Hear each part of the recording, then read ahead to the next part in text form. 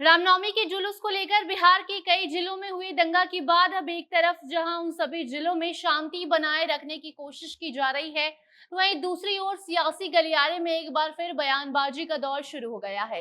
RJD ने BJP पर आरोप लगाया है कि बीजेपी दंगा फैला रही है, तो वहीं दूसरी ओर बीजेपी प्रदेश अध्यक्ष सम्राट चौधरी ने उनके लोगों के ऊपर बम फेंकने का आरोप लगा दिया है। सम्राट चौधरी का कहना है कि उनके कार्यकर्ताओं पर बम फेंका गया है, जो कि सरासर गलत है। इसी बीच आपको बता दें कि सासाराम, नालंदा, गया और भागलपुर में रामनवमी के शुभ अवसर पर शोभा यात्रा के दौरान झड़प को लेकर प्रशासन भी एक्शन मोड में है। अभी तक 45 लोगों की गिरफ्तारी हो चुकी है।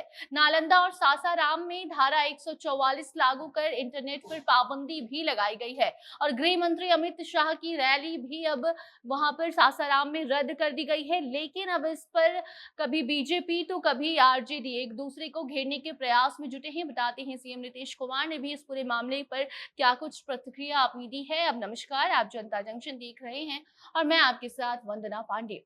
बिहार में रामनवमी को लेकर प्रशासन के द्वारा सख्त तैयारी की गई थी। चारों तरफ पुलिस प्रशासन मौजूद थी, इसके बावजूद भी उपद्रवियों ने हिंसा को अंजाम दे दिया। आपको बता दें कि सासाराम और नालंदा में ही नहीं बल्कि गया और भागलपुर में भी रामनवमी पर शोभा यात्रा के दौरान हिंसक झड़प हुई, जहां से कई लोगों के घायल होने की खबर भी सामने आई। इस पूरे मामले को लेकर अब एक तरफ पुलिस प्रशासन ने सख्ती बरतते हुए सासाराम और नालंदा में इंटरनेट पर पाबंदी लगा दी है। 144 धारा भी लागू किया गया है।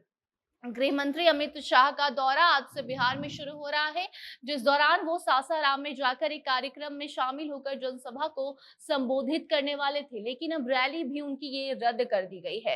लेकिन इन सभी मामलों के बीच एक तरफ पुलिस शांति बनाए रखने के प्रयास में जुटी हुई है, तो वहीं दूसरी तरफ राजनीतिक गलियारों में हलचल मच गई है। एक तरफ जहां दिल्ली में मौजूद तेज प्रताप यादव ने इस पूरे मामले को लेकर अमित शाह को घेरने की कोशिश की है और कहा है कि अमित शाह जितनी बार चाहे बिहार जाएं, इससे कोई फायदा उनको नहीं होने वाला है। इन लोगों का यही काम है, दंगा फसाद कराना और लोगों को जाति धर्म के नाम पर ये लड़ाते रहते हैं। राजद प्रवक्ता चित्तरंजन गगन ने भी आरोप लगाया है कि कुछ असामाजिक तत्वों के द्वारा ये दंगा फैलाया जा रहा है। बिहार में कैसे शांति माहौल को भंग किया जाए, इसकी कोशिश की जा रही है और ऐसा वातावरण बनाया जा रहा है कि एक साजिश के तहत दो समुदाय को लड़वाया जा रहा है। तेज प्रताप यादव और चित्तरंजन गगन का साथ देते हुए राजद के विधायक भाई वीरेंद्र ने भी भाजपा के ऊपर टिप्पणी कर दी है और कहा है कि जब जब चुनाव आता है भाजपा दंगा फैलाने में लग जाती है। उन्हें ऐसा लगता है कि वो ये सब करवाकर चुनाव जीत जाएगी, लेकिन बिहार में महागठबंधन की सरकार है, उनकी ये मंशा कभी पूरी नहीं हो सकती। हम जो दंगा फैला रहा है उसको बख्शेंगे नहीं। इस बीच सीएम नीतीश कुमार ने भी इस पूरी घटना को लेकर एक कार्यक्रम के दौरान पटना में पहुंचे थे और इस पूरे मामले को दुखद बताया है। साथ ही ये भी कहा है कि जिसने भी ये सब कुछ करवाया है या फिर किया है, उपद्रवियों को गिरफ्तार किया जा रहा है, उनके ऊपर सख्त एक्शन लिया जाएगा। और जब अमित शाह के सासाराम दौरे पर सवाल किया गया तो नीतीश कुमार ने भी इसका जवाब दिया और कहा कि हमें पता ही नहीं है कि उनके दौरे को रद्द किया गया है, लेकिन इतना जरूर पता है कि जब वो बिहार आएंगे तो पूरी सुरक्षा उनको प्रदान की जाएगी, क्योंकि ये राज्य सरकार की जिम्मेदारी है और इस बार भी उनकी सुरक्षा की जिम्मेदारी हमारे ऊपर है।